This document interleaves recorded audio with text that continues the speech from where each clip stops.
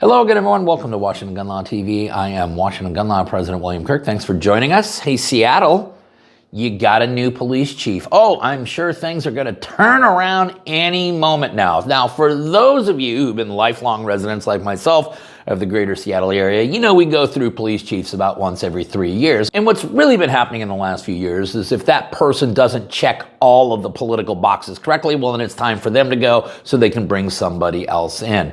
Seattle has just hired its new police chief. He comes from Madison, Wisconsin, but with him, he brings, well, some very anti-constitutional ideals. We'll see how well that plays out amongst the rank and file of the Seattle Police Department. So today, let's spend a few minutes and let's talk about the police chief who wants to abolish the Second Amendment.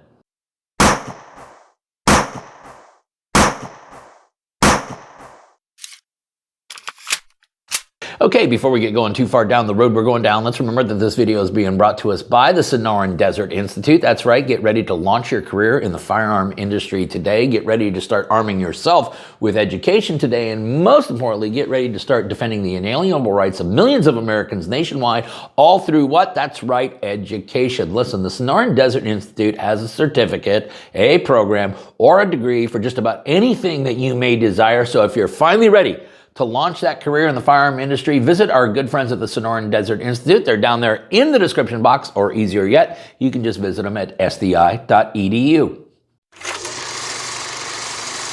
Okay, Seattle, your new police chief is Sean Barnes. He comes from Madison, Wisconsin, and he absolutely hates and would like to abolish the Second Amendment. And I know a lot of you are like, oh, he's just trying to clickbait us. That's all hyperbole. It's all conjecture. It's all political hot air. Yeah, well, let's just take it straight from the new chief's mouth. We have a lot of things that are legal, but is it the right thing to do? We have to rise above that. And sometimes it requires an evolution of our thinking. What was written in, 1789 may not be appropriate for 2022 unless we're okay with kids being killed. You're referencing the Second Amendment? Yes, I am. Now, that interview actually occurred in May of 2022. It came to light, however, because as we know, Chief Barnes recently had a school shooting happen inside of his jurisdiction. So it appears to the chief, and I don't know what kind of jurisprudence background he may have. Did he go to law school or something like that? But the chief is of the opinion that your constitutional rights have an expiration date on them.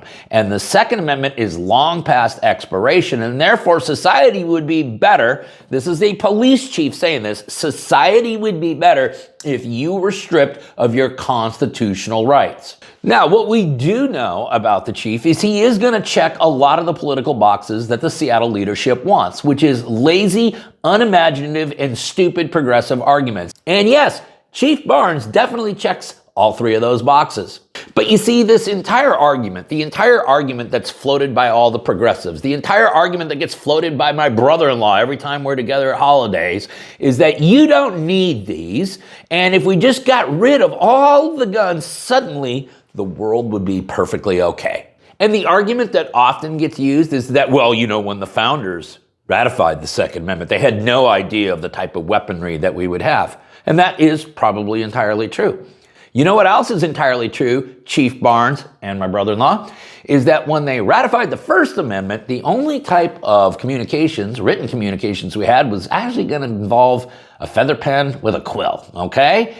And there was no form of electronic communication. There was no internet or any of that. Are we suggesting that the First Amendment does not protect any of those kinds of communications?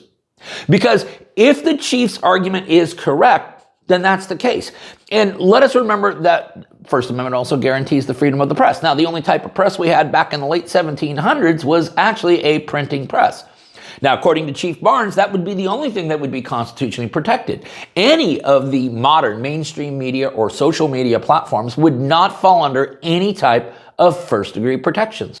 Oh, and if the chief is also right, you recognize that in the late 1700s, when we ratified the First Amendment, there was only 9 organized religions in the United States, and shockingly, all of them were Christian in nature. Are we suggesting that the First Amendment only protects those 9 religions, and any other religion to come since then is not guaranteed protection under the First Amendment? Well, let's move on to some other constitutional amendments because the chief may have some problems with this too, like the Fourth Amendment, a big one for law enforcement, by the way, that guarantees us the right to be free from unreasonable government searches and seizures. Now, when the Fourth Amendment was ratified, about the only type of government search and seizure that you could encounter would be government agents kicking down your door and rummaging through your things. According to the chief, then, all forms of modern surveillance, electronic surveillance, wiretapping, satellite imaging, or any of those other things, none of that is protected by the Fourth Amendment. Does the chief believe that the Fifth Amendment is outdated and that perhaps people who are accused of crime should be forced to give testimony against themselves? Does the chief believe that people really are no longer entitled to right to counsel under the Sixth Amendment or right to confront their accusers because that too has become antiquated? Hey, let's talk about the Eighth Amendment. That protects us from cruel and unusual punishment. Now, the types of cruel and unusual punishment that were available in the late 1700s are far different than the types of cruel and unusual punishment that could be inflicted in the year 2024. But according to Seattle Police Department's new chief, that is perfectly okay because protections from modern forms of cruel and unusual punishment would, according to the chief, not be protected by the Eighth Amendment.